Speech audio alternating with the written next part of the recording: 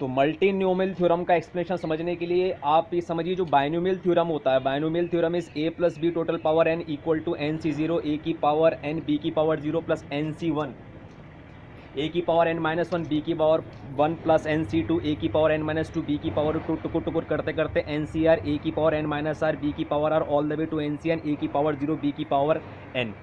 ये binomial theorem होता है। बाइनोमियल का मतलब है बाय, मतलब दो हैं, इसके अंदर ए और बी है, हैं, नज़र आ रहा है?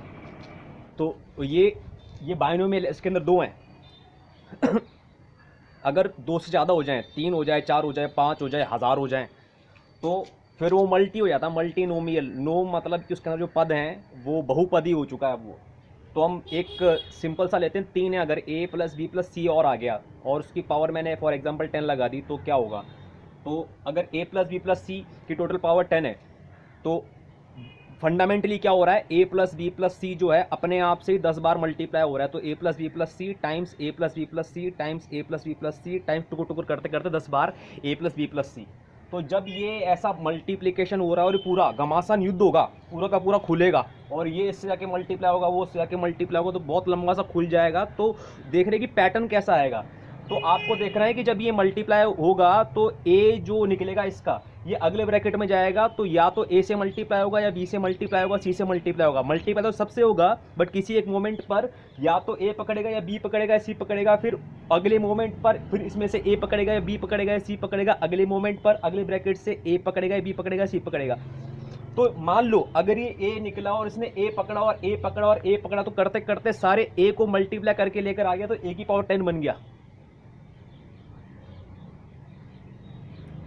इसी प्रकार से अगर ये a फिर a फिर a फिर a 9 बार a पकड़ा और 10वीं बार a नहीं पकड़ा, उसने b पकड़ लिया, तो a की पावर 9 b बन गया है।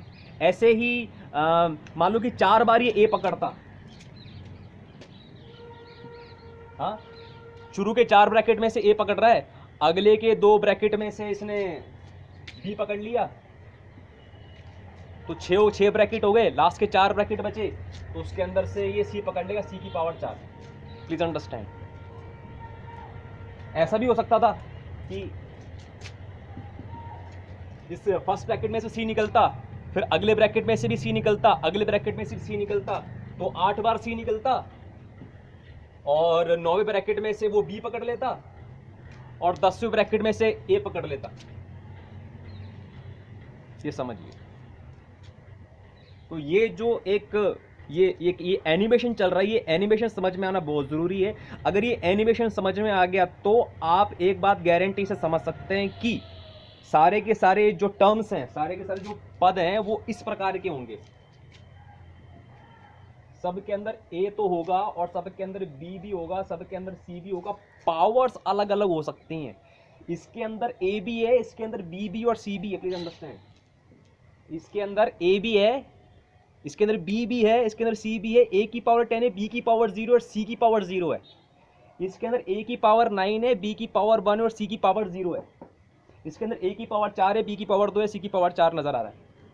इसी प्रकार से इसमें भी नजर आ रहा है। तो हर जगह क्या होगा कि a भी होगा, b भी होगा, c भी होगा, और सबकी पावर्स किसी की 0 भी हो सकती है।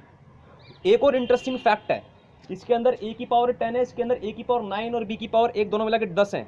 इसमें 4 4 8 और 2 10 हैं। इसके अंदर 8 9 10, 8 9 10, तो हर जगह टोटल जो सम है ना, वो 10 के बराबर ही है, और 10 के बराबर भी होना चाहिए, क्योंकि वो जो सारे के सारे एलिमेंट्स उठकर आए हैं वो 10 ब्रैकेट से ही उठकर आए। तो इसका मतलब क्या होगा, इनकी पावर्स कुछ भी हो सकती हैं। पावर्स मान लीजिए अब k1 हो सकती है, k2 हो सकती है, k3 हो सकती है। जहां पर k1 k2 क्या क्या है, k1 k2 k3 क्या है, ये k1 k2 k3 ये 0 से लेकर 10 के बीच में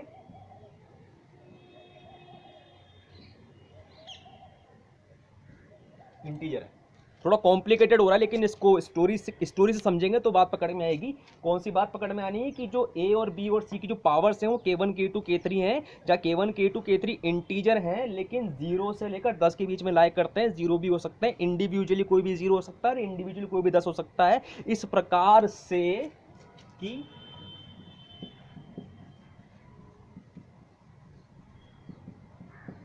उनका सम हमेशा 10 के बराबर रहे। प्लीज अंडरस्टैंड, इस प्रकार से वो हमेशा एडजस्ट होंगे। कौन? K1 K2 K3 जो मिनिमम 0 हो सकते हैं, इंटीजर रहेंगे, मैक्सिमम 10 रह सकते हैं, और इस प्रकार से एडजस्ट होंगे कि उनका जो सम है वो हमेशा 10 के बराबर रहे। और क्या है इसके अंदर? और आप एक और बात समझिए। अब जैसे कि a की पावर 9, ये एक लास्ट बात समझनी है और ये बहुत गहरी बात है। कौन कौन सी बातें हमने समझ लिया अभी तक? पहली बात तो समझ ली कि इस प्रकार से ये पैटर्न बनेगा, पावर्स इस प्रकार से अरेंज होंगी और सब के अंदर ABC होगा, सबकी पावर का जो सम होगा 10 के बराबर रहेगा। ये कुछ बुनियादी बातें समझ ली। अब लास्ट और सबसे ज़्यादा इंपॉर्टेंट बात समझनी है, वो क्या? वो कोफिशिएंट आ रहा है। अब जैसे कि आप ही पकड़िए a की पावर 9 और b है। कम ऑन, ध्यान समझिएगा, a की पावर 9 इंटू बी है कि a की पावर 9 इंटू बी बना कितनी प्रकार से होगा? a की पावर 9 इंटू बी बना कितनी प्रकार से होगा? ये कुछ इस प्रकार से बन सकता है कि पहले 9 ब्रैकेट में से a निकल कर आए और लास्ट वाले में से b पकड़ ले, तो a की पावर 9 इंटू बी बन जाएगा। एक तरीका ये है। एक और तरीका ये है कि पहले 8 ब्रैकेट में से a निकल कर आए, 9वें में से b निकल कर आए और फिर 10वें में से फिर से a निकल कर आए।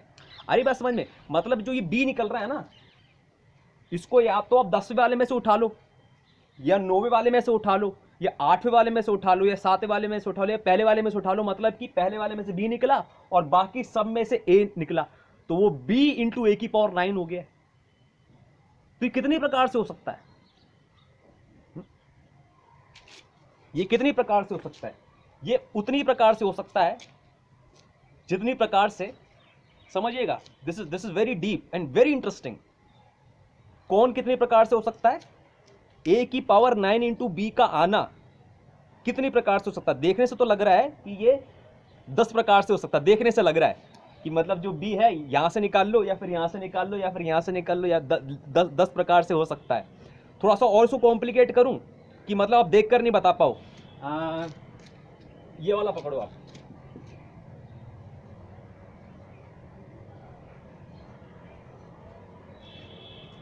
a स्क्वायर बेट अट्टू बाट, a स्क्वायर बी की पावर 8। a स्क्वायर बी की पावर 8 कैसे निकलेगा? पहले और दूसरे ब्रैकेट में से a निकाल लो, बाकी सब 8 में से b निकाल लो, हैं? या फिर पहले और तीसरे में से a निकाल लो, फिर दूसरे और बाकी सब में से b निकाल लो। तो अब ये थोड़ा डिफरेंट पैटर्न बन रहा है और रिलेटिवली थोड़ा कॉम्प्लिकेटेड है, देखकर नहीं बता सकते। लेकिन आप ये समझो कि जब ये a स्क्वायर b की पावर 8 निकल रहा है, तो ये क्या है? मतलब ये कुछ ये है, इसको ध्यान से समझिएगा।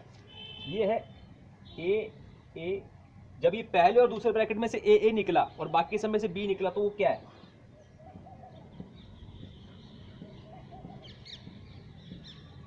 एक दो तीन चार पाँच छः सात है। अगर पहले और दूसरे ब्रैकेट में से a निकला और बाकी सब में से b भी निकला, तो वो इस प्रकार का पैटर्न प्रदर्शित कर रहा है, डेमोन्स्ट्रेट कर रहा है। अगर ये लास्ट के 2 ब्रैकेट में से a निकला होता, तो ये क्या कैसा होता? ये 2 a जो है यहाँ होते और ये बाकी सारे b यहाँ होते। या फिर ऐसा हो सकता था, बा और बब, ऐसा हो सकता था, है ना?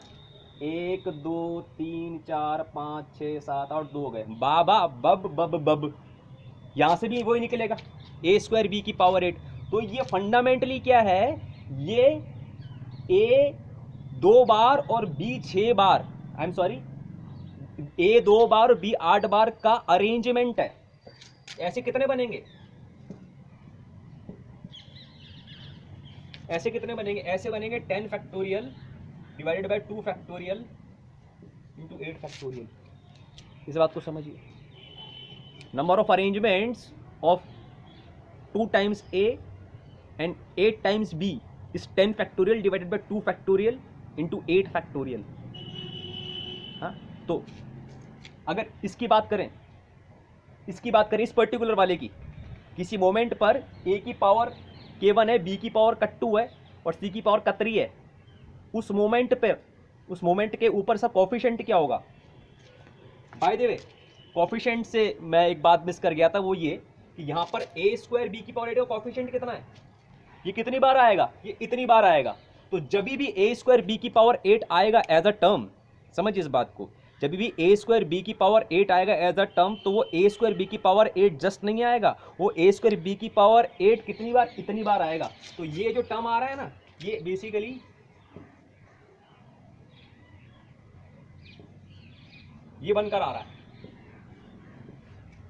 जब भी ए स्क्वायर बी की पावर 8 टर्म नजर आ रहा होगा, तो वो जो पूरा टर्म है वो 10 factorial divided by 2 factorial 8 factorial A square B की पावर 8 पूरा का पूरा ये टर्म नजर आ रहा है।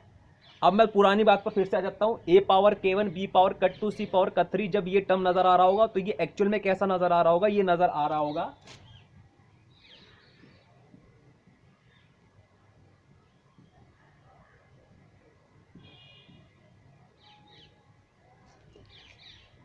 पावर्स का नीचे फैक्टोरियल है और ऊपर क्या है, ऊपर जो टोटल उनका सम है पावर्स का सम, वो तो हमेशा 10 के बराबर है या फिर n के बराबर है, इस केस में 10 के बराबर है।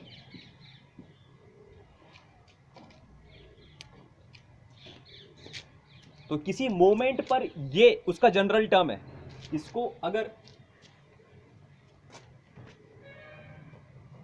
पूरा समेशन की फॉर्म में लिखा जाए, ऐसे कितने बनेंगे, ऐसे कितने बनेंगे, ऐसे उतने बनेंगे जितने इसके सॉल्यूशन होंगे। ऐसे कितने टर्म बनेंगे, जितनी बार k1 plus k2 plus k3 equal to 10 के बराबर हो सकता है। फॉर एग्जाम्पल 0 0 10, ये एक टर्म आगे से कोरस्पॉन्डिंग, 10 0 0 ये एक और टर्म आगे से कोरस्पॉन्डिंग, हाँ 1 1 8 एक और टर्म आगे से कोरस्पॉन्डिंग, 5 4 1 एक और टर्म आगे से कोरस्पॉन्डिंग, 3 3 4 एक और टर्म आगे से कोरस्पॉन्डिंग। तो जितनी बार ये नया नया एक पैटर्न उठाता जाएगा उतनी बार इस प्रकार के टर्म बनते चले जाएंगे। हाँ, तो क्या मैं लिख सकता हूं, ये जो है this is basically summation of this term. ये समेशन किस नियम के हिसाब से खुलेगा, ये समेशन इस नियम के हिसाब से खुलेगा कि उधर भी समेशन है,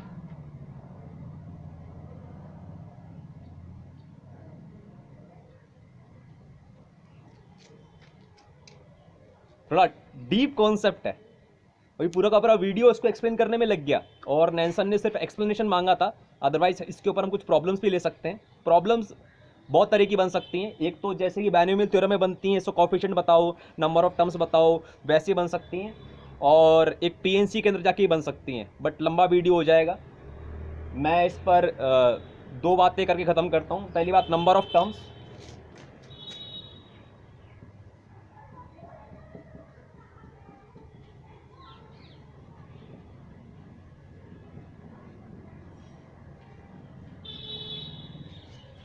इसका एक अलग प्रूफ है, वो भी अगर पूछेगा तो मैं उसका अलग से मैं लेक्चर बना दूंगा।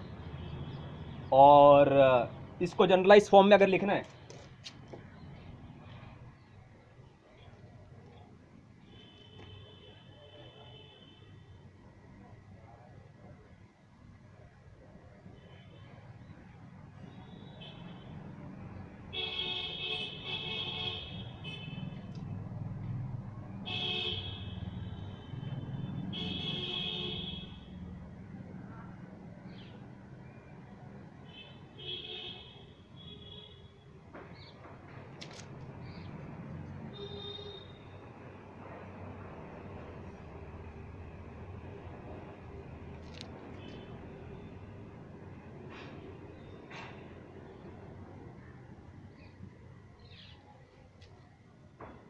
मिस हो गया।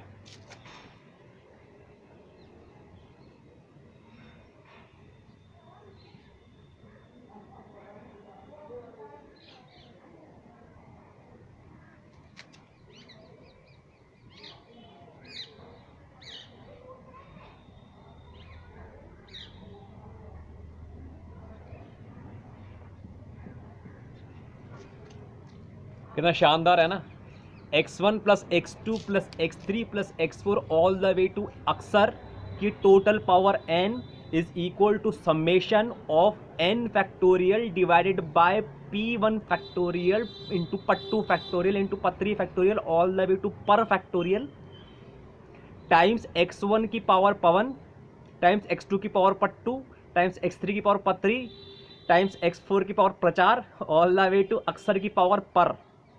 समेशन कहाँ से कहाँ तक खुलना चाहिए? समेशन खुलना चाहिए summation of pi equal to n के हिसाब से, where pi is an integer lying between 0 and n।